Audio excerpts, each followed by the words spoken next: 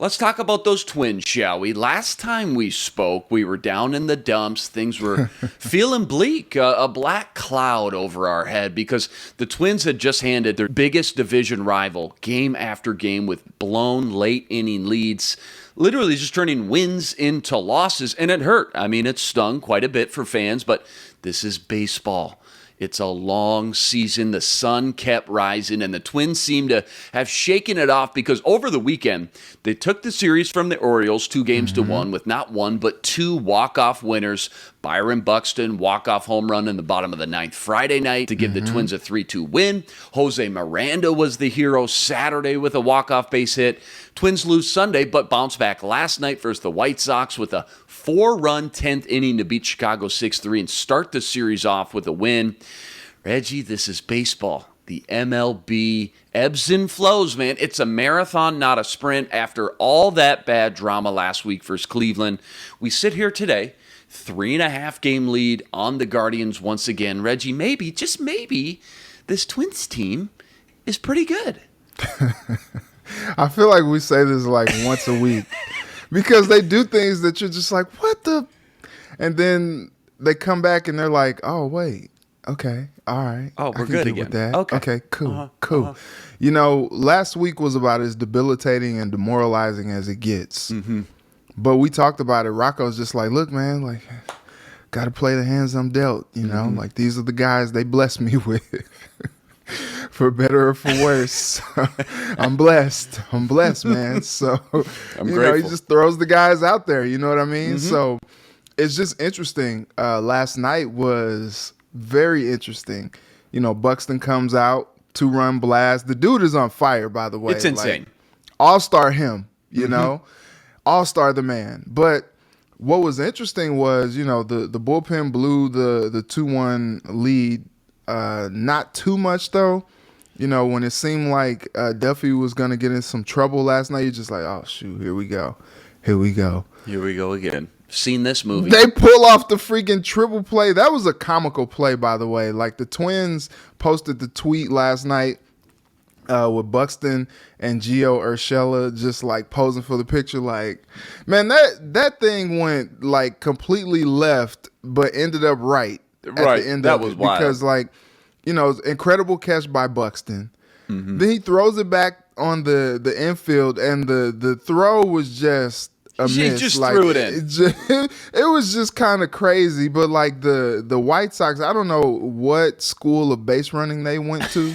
It was the school of hard knocks, I guess. But Something. they were like way off, and it was probably like the easiest triple play that you'd ever see turned, but also just the strangest 8-5 triple play that you will ever see.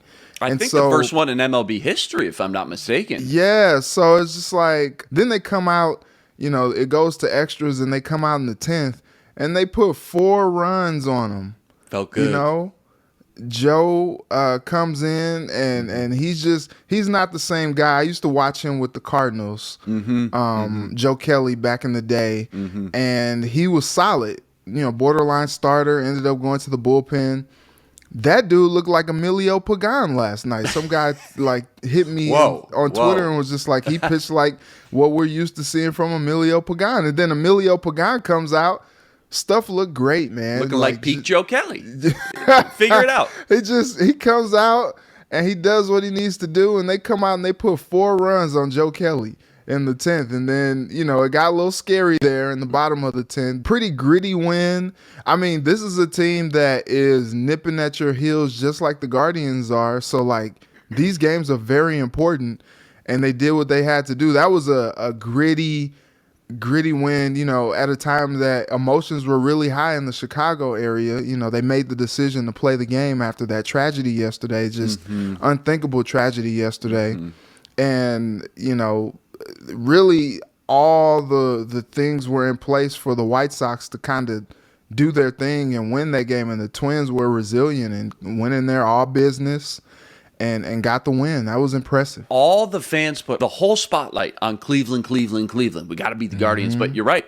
White Sox, by the time this thing is all said and done, the dust settles, we get down to those final 10, 15 games. They're right there. It could be the White Sox just as easily nipping on the Twin Seals or going game for game, blow for blow with the Twins for that first place spot in the division. It's been so much fun to watch Byron Buxton, man. What more can you say than that? I bet you that guy uses Rock Auto. Rock Auto, family served business serving do-it-yourselfers like Reggie and I for over 20 years, reliably low prices, brake parts, tail lamps, even new carpet for your vehicle. Go to rockauto.com today. That's rockauto.com. Back to more Twins. Reggie, that was ugly last week. Was this weekend enough to shake all that bad mojo, that bad blood after back-to-back walk-off winners and then another 10th inning win last night? Should fans have that goldfish mentality and forget about that Cleveland nightmare? Flush it. After this weekend, feeling good again, hit the reset button?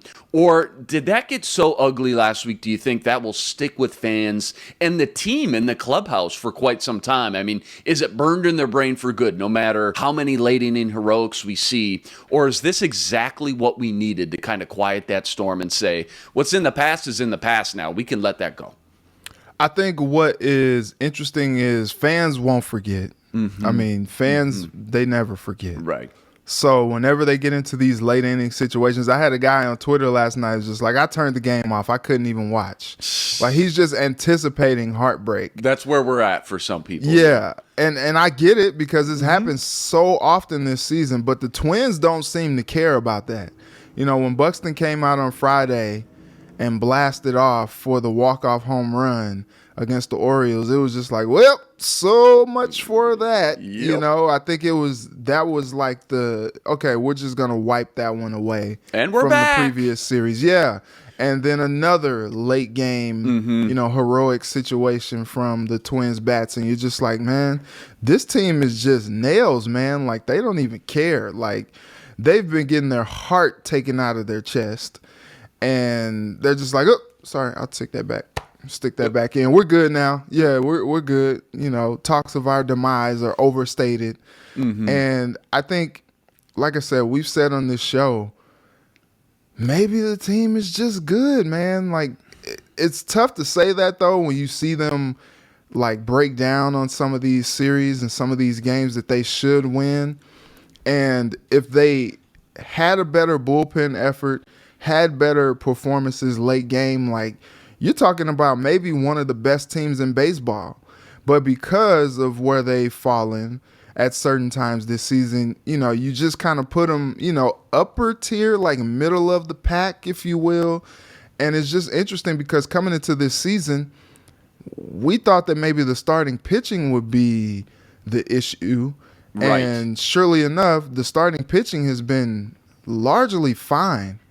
It's solid. been the bullpen that has given you pause. And, Wes Johnson leaves for LSU, and what do? They promote the bullpen coach to full-time pitching coach. And you're just wait a minute. What, how does that work? But I think ebbs and flows of the season, man, things just kind of stabilize where they can.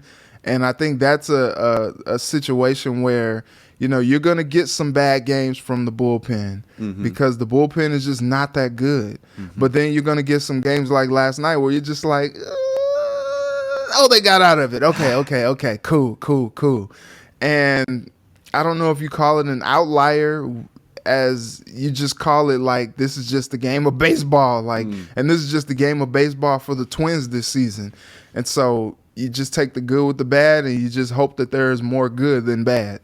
Yeah, this weekend was fun. Even if fans are still thinking about Cleveland, we saw Buxton walk off. Last night, Byron jacked out his 22nd home run of the year. Wow. We also saw history made when the Twins forced that first 8-5 triple play on the White Sox last night. More impressive feat, the triple play by Buxton or the walk-off bomb Friday night. Or, I don't know if you heard about this, the fact the Twins were the first team in AL history to lose back-to-back games in walk-off fashion, only to follow them up with 2 back-to-back games of walk-off winners themselves. I mean, Twins breaking all kinds of records this weekend.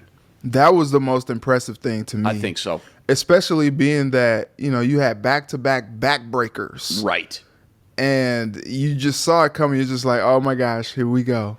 But then to come back and have back-to-back walk-off winners of your own, like that is impressive, man. Like that shows the grit of a team that just won't quit, won't say no, will continue to fight. Like that is impressive that's how they chose to respond to, other teams, probably would have been down in the dumps, probably would have, slid a little bit, but they were determined not to.